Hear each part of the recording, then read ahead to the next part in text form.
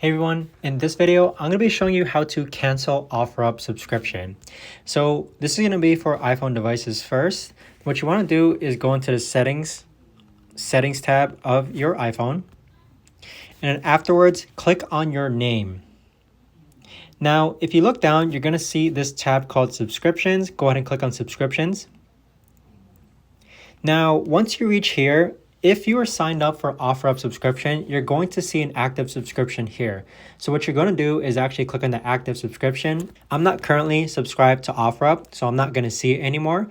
But if you click on the subscription, for example, there's going to be a cancel button. So here's an example, fantastical calendar.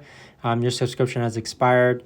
And as you can see, I'm not having to renew it anymore. But hopefully those two actions as far as going into your settings tab and then clicking on your subscriptions tab and then looking for the Offerup subscription, that is how you actually cancel your Offerup subscription. And who knows, you might be surprised that there's probably going to be other subscriptions that you might want to actually cancel as well. So I hope you found this video helpful. Thanks so much for watching and let me know if you have any comments down below.